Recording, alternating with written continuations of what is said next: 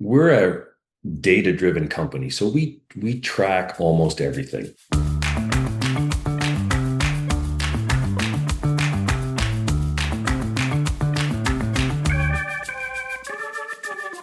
Welcome to Price Discovery, Money and Mindset. Go under the hood with Jordan Rodriguez, a certified financial planning professional and certified exit planning advisor, as he explores the art of balancing wealth with personal fulfillment. We'll hear strategies and stories from industry experts, business owners, and thought leaders about navigating the complexities of high net worth families and businesses. Without further ado, here's Jordan Rodriguez. Hello, friends, and welcome back to another episode of Price Discovery, Money and Mindset. I'm excited to be joined by David Haynes, the president of NPL Home Medical. Tune in to hear David and I discuss how his 30-plus years of experience leading diverse product and service businesses and operating models has culminated into his most recent endeavor. Disclaimer here, we're going to talk about company culture, but it has nothing to do with the touchy-feely company culture that you read about or hear about in the news. David will take us through how developing a true management operating system can help his employees thrive both professionally and personally, and how a true mission and vision don't just live on the company website. Enjoy. Welcome, David Haynes, to the podcast, president of NPL Home Medical.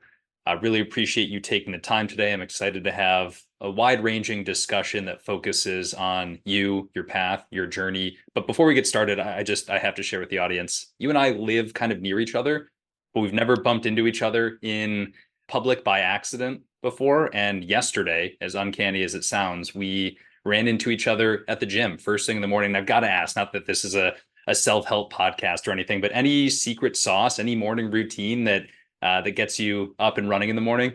First of all, thank you for having me on. And yeah, that was I gotta say that doesn't happen very often. We live just down the road from each other. But one of the things I am and have always been a very early riser. So I'm one of those guys that I roll out of bed and I'm full of energy right from the get-go. So yeah, I usually head to the gym and get a workout in at an obscenely early time, usually like 5:30 or something like that. So it was great to run into you, equally early riser, I see. Well, it's not really by choice when you have two kids. Well, I can't say two under two anymore because the daughter just turned two, but two very young kids. The days start Yeah. a lot earlier if you really want to get anything done before they wake up. But yeah, maybe we'll become workout buddies in the morning now. So if we jump into it, just to level set for the audience, I always think it's super helpful if you can give us an idea, the size and scope of the business as it operates now. We're a small company. We're about 60 employees. We provide custom wheelchairs all throughout Ohio, primarily. So it's not a huge huge business by any stretch. Business has been around for a long time. It's about a 30-year-old business. When I joined the business, I think there was 18 employees. So we've tripled in size, both in employee headcount, revenue, all those sorts of metrics. So the business has really enjoyed a nice ride over the last 4 or 5 years. When we sat down for breakfast and kind of talked through what this episode theme would center around, just looking at your resume and hearing you speak in different engagements, I had kind of an idea that we were going to talk systems and processes, different ways to scale a business. And by the end of breakfast, I walked out of there thinking to myself, this freaking guy is going to make me talk about company culture, because you really honed in on a lot of things related to company culture that I think are completely missed by people. So the overarching question that I'd love to start with is, when you think of true company culture, how do you define it? That's a great question. So the way that I look at it is it's really the framework for how we operate as a company, both in terms of the things that we do and the expectations that we have, but also the behaviors and how we think about the business, how we think about our teammates, how we think about our customers. Those sorts of things all really kind of come together to really define the performance of the business. There's no secret formula or equation for how all of those things get stitched together, but it's really trying to work to have those things work in concert with each other, as opposed to one thing taking a priority over another. You've kind of been all over the place over the course of your career, from Fortune 500 to mid-sized businesses. You've co-founded several businesses. Was there a Can't make up point? my mind. Yeah. Was there a point along the way, or several points along the way, where you realized that culture isn't something that just happens? It's something that leadership has to cultivate, has to engineer in some sense. Yeah, it actually happened pretty early in my career. Coming right out of college, the first company I worked with was in Toronto, Canada. It really had a terrific culture. I didn't know anything about culture, but I loved working there. I loved the people I worked with. I felt supported. I felt really valued. It was very clear what our mission was. It was just really, heady times for me professionally. And then I got a promotion to move to Southern California, where we had acquired a company, and we were going to use that company as a growth platform, in California. And it was amazing to me how different the environment was. It was a completely different way of thinking about the business, a different way of supporting each other. It was really dramatically different. And that's when I started to piece together, it's like I really wanted the other culture that I came from. And what do I need to do to try to impart that? And that sort of started me on this journey of really trying to understand, how do you get from the culture you have or that is there when you arrive to the culture that you want to have. I So it was didn't. it was pretty early. It was like, it was 25 years ago. Yeah, it can be pivotal. I mean, momentum is a real thing. I mean, you realize early on, you just have more time to iterate. Thinking back on that experience, are there any specifics? I know you mentioned kind of yearned for that old culture, not that one was better or worse objectively, but is there anything that comes to mind as an example of, hey, this company did things a certain way, and I think that was the correct way for that company that I missed? The culture that I liked, that worked well for me, was one in which I was given lots of opportunity for growth. So I grew professionally, I grew personally as a result of those professional opportunities as well. But they were willing to give me as much, responsibility or autonomy as I could take. When I relocated and was working with this other company, that autonomy was not there. Hmm. That ability to speak freely and speak up, and to collaborate with others who, are at different levels of the organization. The organization I came from it was totally fine for me to, as a young green bean right out of school, in a meeting where I've got, senior vice president or even the president, if you had something to contribute, the floor was yours. That was not the situation when I moved, into that second role. So that really, I just did not feel supported and valued. I mean, I was hired to do a job for sure, but the manner in which I did that job was notably different. Sure. Now, I mentioned earlier some of the background that you have can center around systems and processes. Again, you've built and grown several different companies. I think there's this idea that culture and systems and processes are kind of the antithesis of one another. How do you make those disciplines, those systems and processes, serve culture rather than suppress it? Well, if you think about it this way, is really like culture is the framework for the company, how the company operates, how its people operate. I'm an engineer by training. So for me, it's helpful to have a framework where that is predictable and where people understand what the expectations are. It reduces friction in trying to get things done. Everybody understands how the systems work. We at NPL, we have what we call the NPL way. And we do things different than our competitors do and that the industry do. But all employees are trained in the NPL way. So everybody understands it, whether you are pushing a broom or whether you're the chief financial officer. Everybody understands how we do things and how we think about things and how we approach things. So they can make great decisions because they understand that overall framework of what we're about as a company and how we view the business. I encourage anybody listening to go on your website and look at how much thought has gone into the mission statement and vision statement and the values that your company. I mean, we're going to key in on several of those things, but Sure. it's very well said on the website. So if we dive right into it, then if we're talking about NPL, fast forward to today, what are some of the systems and routines that you put in place to keep your culture alive day to day? Like most companies, we have a management operating system that we run the business with. So that is basically the mechanics of how we operate as a company. So we use a derivative of an operating system called EOS, or Entrepreneur's Operating System, which is really kind of a skinny down operating system relative to some of the bigger companies, world-class companies I've worked for that obviously have best practices and lean thinking and Six Sigma and things of that nature. So we use that as kind of as a basis. So that means that we have standing meetings with standing agendas. So everybody comes prepared. They know what is going to be expected in those meetings. We are highly focused on making good use of our time. We don't have meetings for meeting's sake. So we want an agenda for a meeting. We don't waste other people's time. If they're not going to be able to add value in that meeting, they don't really need to be at that meeting. We put a lot of time and energy into performance management. So we do twice a year performance reviews. And I use the term performance review lightly because really the once a year is really a check-in. And that's really to, an informal check-in, coffee at Starbucks, just really kind of understanding what's going on in the life of the employee, how things going professionally.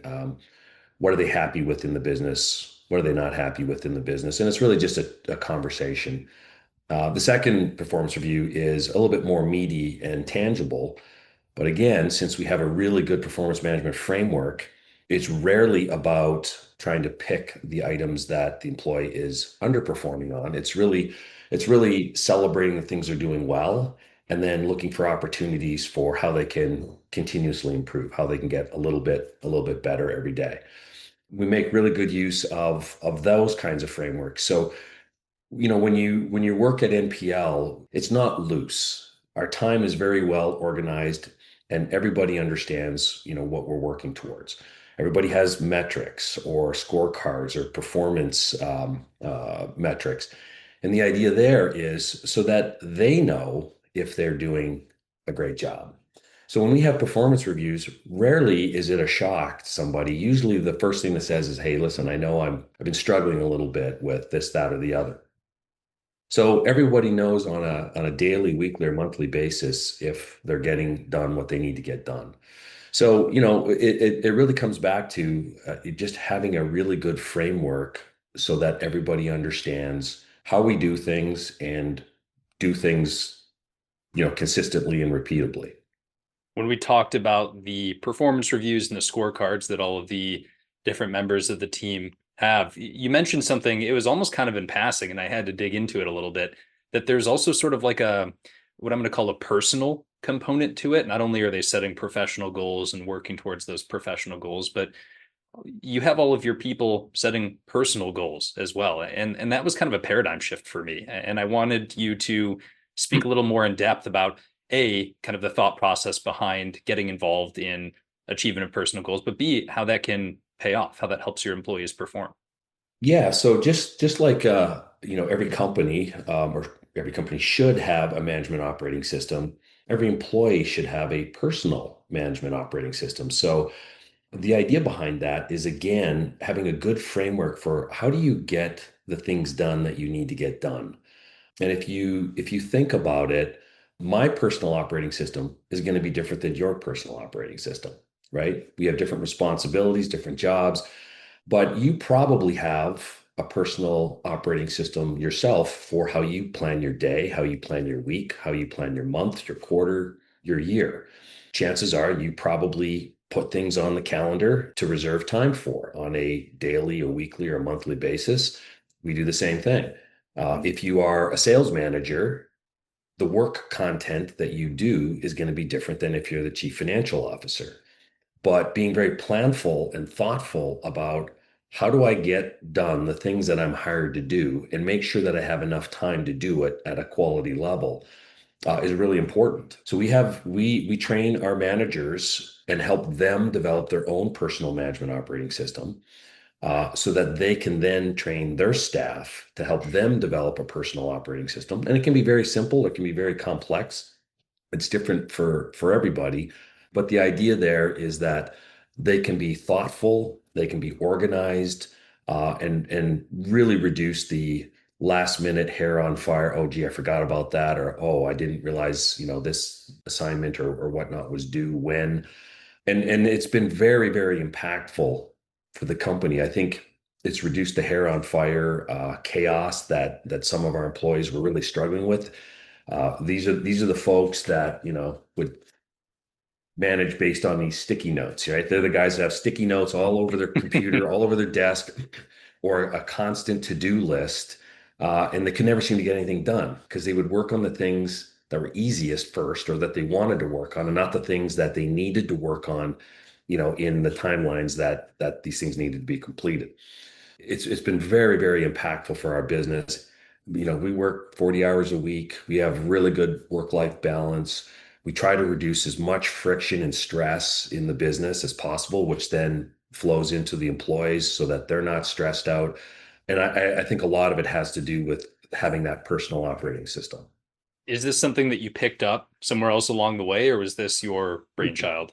No, I mean, this isn't a new idea. I think I stumbled into this as a young manager when you heard the statement, or maybe you haven't. If you want to get something done, give it to the busy guy. Have you heard that before? Sure. So I was that guy.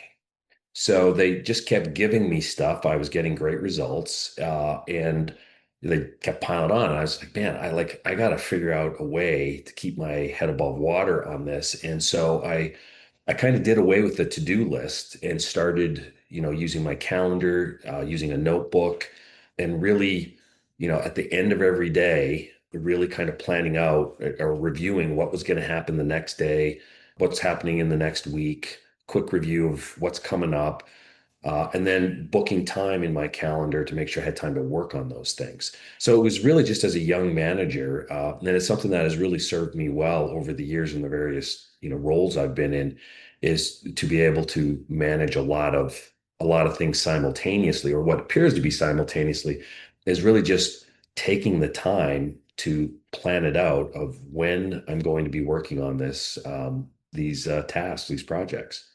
It's so understated. I can't help but think to, coming out of college when people are updating their LinkedIn or building out a resume and there's no work experience, so they have to fill it with all this fluff. And of course, everybody under the skills section, they put time management. I probably did this too back when I was 22 years old, but it was several years into my career that I kind of had the epiphany that you had, that these things need to be formally assigned a time slot, whether any component of what you're doing, and even just organizing those thoughts and following up on those tasks has its own time slot. And this was several years ago where I implemented a component of this own personal operating system, but a modular calendar that can be dragged and added to very seamlessly from my mobile device and my computer. And it's a game changer. It really is. If you haven't sat down with yourself, probably not with a pen and paper, probably with something a little more high tech than that in today's modern world, and really given the effort to plan out what your day is going to look like tomorrow, what your week is going to look like next week, and then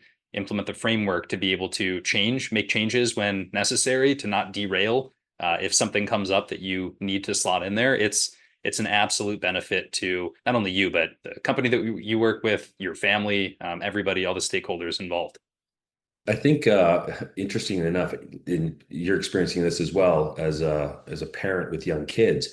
As your kids get older, and you got karate, and you got soccer, you got homework, you got all this stuff. Plus, you have your professional life. Plus, you have all of these other things. Most parents start to develop a personal operating system. It could be the thing on the fridge, the calendar on the fridge, so everybody sees it. Interestingly enough, our managers have gone back to paper and pen and notebooks, Hmm. as opposed to trying to do it all electronically. And I'm guilty as well. I still have the green notebook. I keep coming back to, because when, the number of meetings that I'm in, I need to take notes. I need to, jot down thoughts, ideas. It's a lot more tactile to write it into a notebook than it is for me to try to put it into OneNote or some other Evernote or what have you. And I've tried them all.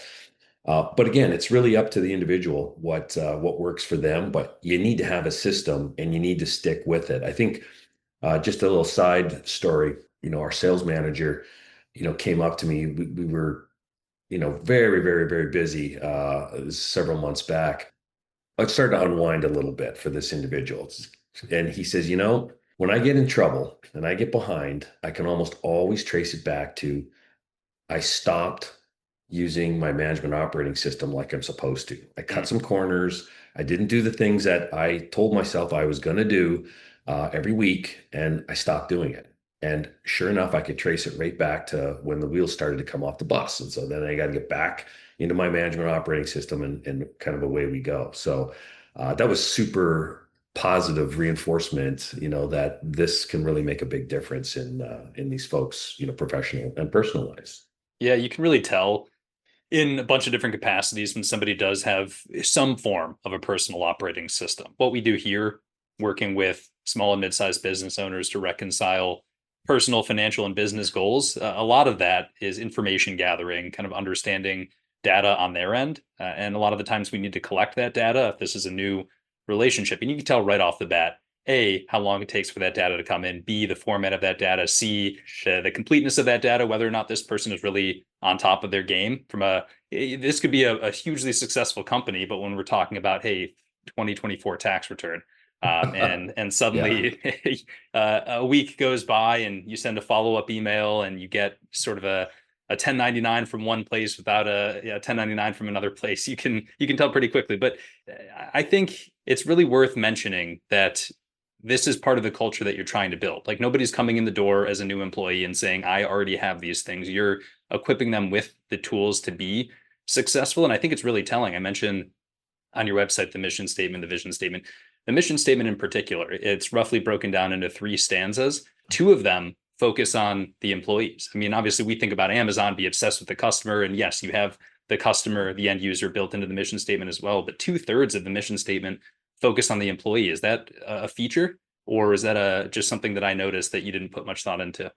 No, that's a reality. If you look at, customer service starts from the inside out, right? It doesn't start from the outside. So if companies are not delivering great customer service, it's because there's something wrong inside the company. I put a lot of energy into, balancing. You mentioned kind of our mission statement. There's three parts to it. I'll never trump one part of it for another part of it. So just real quick, the first leg of the three-legged stool in our mission statement is it's a table stake. We got to do a great job for the customer, right? Absolutely 100%.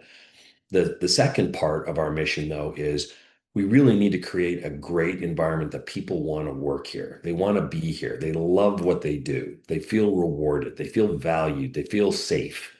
The third part is, we are running a business. And so we have to make business decisions sort of with that long-term view in mind.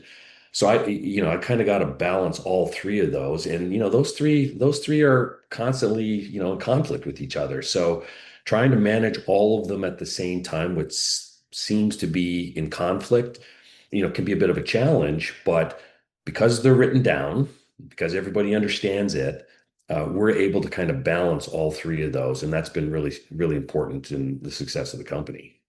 Let's key in on a couple of examples of, you mentioned earlier, when it comes to culture, this isn't just this feel good thing, pizza in the break room, ping pong tables, that's your Right. jive, but it's something that can be measured and you can be successful or unsuccessful based on quantifiable metrics. From a company perspective and then from an individual perspective, can you share some examples of things that you're measuring to decide whether or not your culture is working?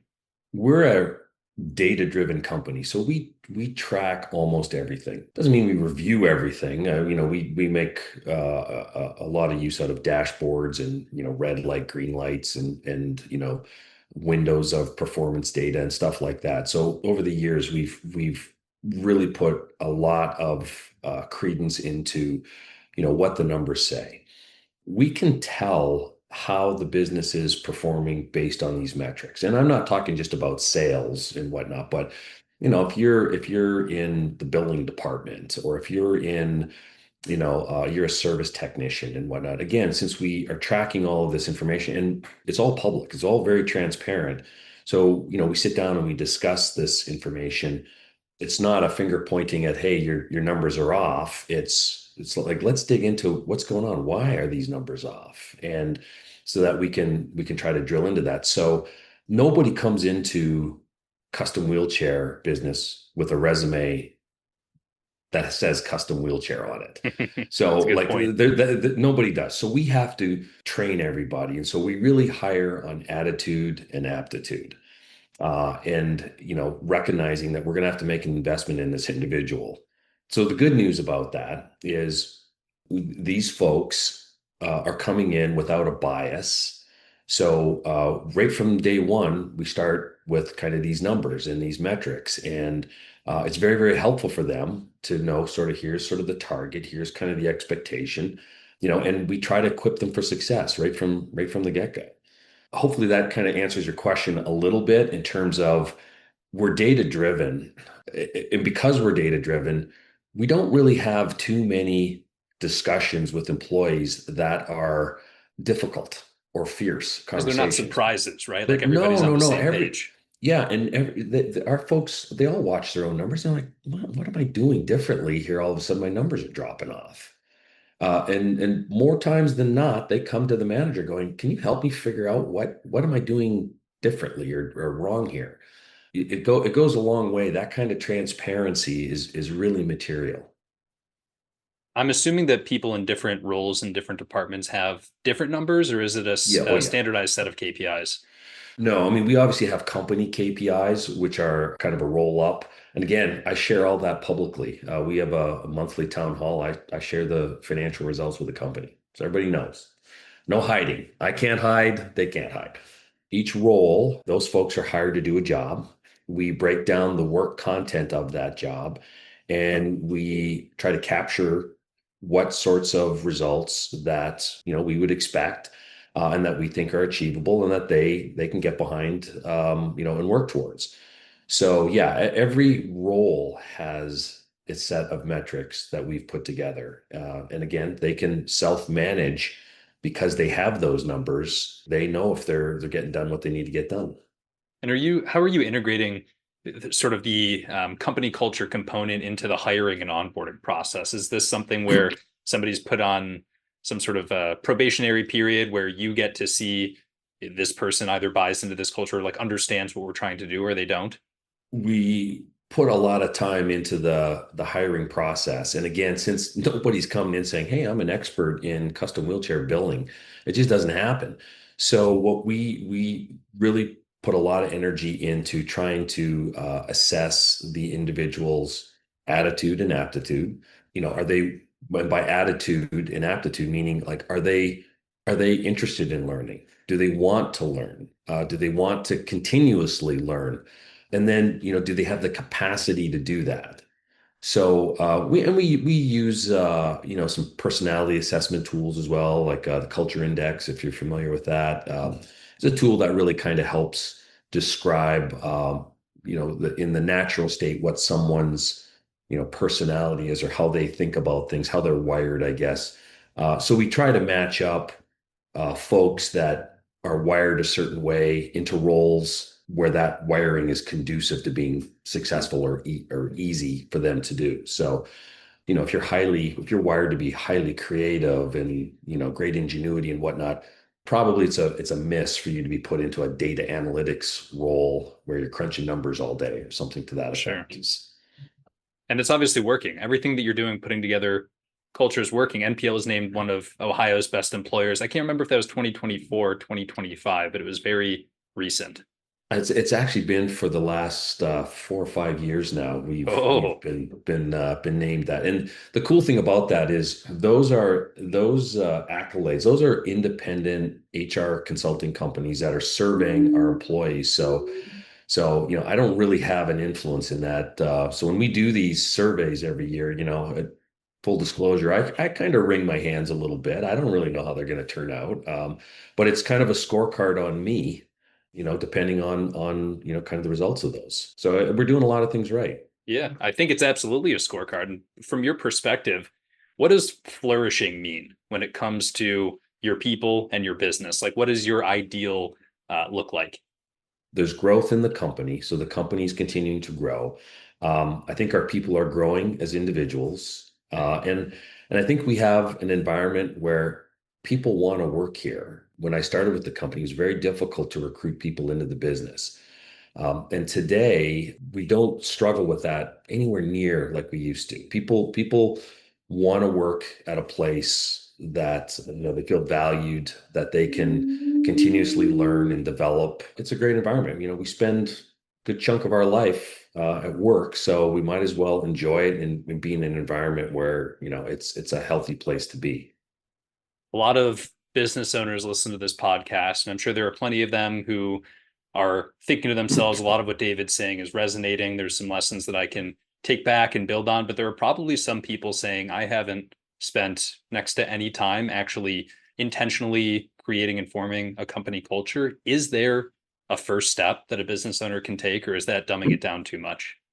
No, absolutely. The very first step is you really need to define the culture you want to have, and you need to write that down.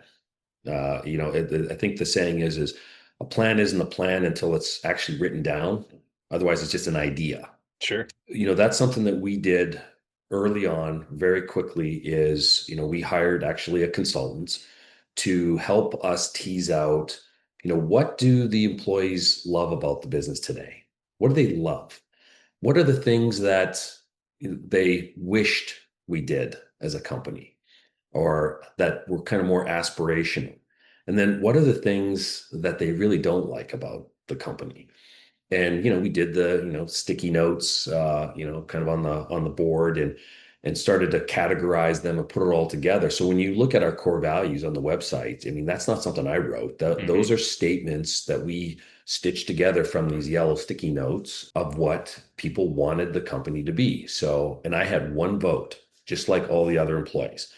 So I was like, okay, so now we've written it down. We're going to publish it on our website. We're going to put posters up all over the place. And now we have to hold each other accountable to abiding by these core values. You got to hold me accountable. I got to hold you accountable. And this is how we're going to behave going forward. Are we all in? Yep, we're all in. And so again, as we have hired more people and grown as a company, the very first onboarding task is I go through a company overview with them and we walk through, among other things, these core values and really what they mean with examples of behaviors and whatnot. So again, that is very clearly laid out to all of our employees. So that first step is, you have to have something defined and you have to commit to that's how you're actually going to operate. I think that's one of the challenges I've seen over the years in the many companies is, the core values and the mission statement, talk is cheap. It sounds great, but if your behaviors don't reflect those written words, then, you're really selling yourself short. You're never going to get the culture you want. So we put a lot of time and energy into that and maintaining that culture. And, it's really paid off for us. And so I think any business owner taking the time to define that is a critical first step. Yeah, I've run into sort of this wall of disbelief kind of when I bring up the idea of, hey, you really need to write down a mission and vision statement. There's plenty of business owners out there who they're too cool for school, right? Like that's something Right. that you learn in business school or whatever it is. That's not actually how I run my company. And it couldn't be less true when you're working with investment bankers, private equity, business valuation.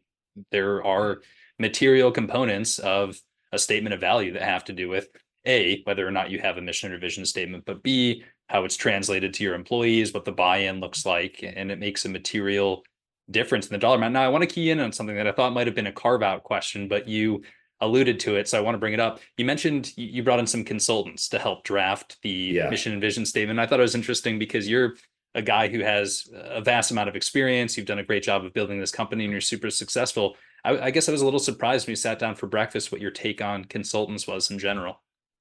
Yeah, I'm a big fan. We use consultants all the time. There's certain, for example, defining our core values as a company and our mission as a company is, I wanted absolute buy-in from our employees. So me standing at the front of the room directing the meeting is naturally it would steer towards what I wanted. I would have a bias and knowing myself, I would steer it to the outcome I wanted. So it was really helpful to have an independent third-party professional who does this all the time, has done it with many, many companies to really help guide me and our team through this process. And we use consultants in multiple parts of our business because they bring a perspective we may not have internally because we sort of know what we know and we may not know the questions that we should be asking. I was a consultant a couple of times in my career. I definitely appreciate the value of bringing some outside people in for a different perspective. As a consultant, I want to tell everybody that that was not a paid testimonial. David is not under duress. That was just, it's true. I see it time and time again. Stick with your core competencies, do what you do really well, and bring in folks who can complement those strengths in the right times and in the right capacities. Absolutely. Yeah, exactly. So what's next? What's next on the horizon for you for NPL? Well, we're continuing to grow. We're expanding outside of Ohio now, into Pennsylvania and Indiana, kind of as next steps. So we're continuing on our journey of, building the company, growing the company, doing what we do best, right? Which is serving our customers better than everyone else, creating a great environment for our employees, and really investing in the long-term future of the company. I'm ending the episodes this season with the same question to everyone because I think it's a good one to end on. Is there anything that I should have asked you that I didn't, or anything you wish I would have asked you that I didn't? What didn't go well? I'm sitting here telling you all the things that have really worked for us. It's not like we haven't made mistakes along the way. But again, coming back to the culture is if you have a great culture, you're allowed to make mistakes without judgments. So we've tried to implement some things that just didn't work out, but our people knew why we were trying to do it. And so when I had to unwind it and kind of go back to what we were doing before, everybody was totally good with it. So we've made, plenty of mistakes along the way. I had lunch with another CEO not long ago, and he wanted to talk about all the wins, and I said, yeah, you might want to ask me about some of the losses along the way, because that's part of growing too, is you got to make mistakes along the way. And I think how you manage those and how your people, rally behind the fact that we made a mistake, because we all make them, it's really healthy environment. And you feel like you can take some risks that you might not otherwise want to take. It's really well said. David Haynes, I really appreciate you taking the time. I think this is going to be hugely beneficial to everybody listening in. I'm going to have to workshop with you what we want the title to be, because I don't want people to get scared off that we're talking about company culture. I think there's this misnomer out there that this is going to be an episode about, I don't know, it could be anything, but it has to do with making sure that your business is excelling and growing. That's what company culture boils down to. And you can't do that without good employees. Yeah, it really does. I think most people when they talk about culture it's really squishy and it's really hard to define, and it really isn't. If you put pen to paper and you write it down, you go, okay, there it is. That's it. Then now you can work on it. That's exactly it. All right, David, thank you so much. Thank you. Thanks for having me.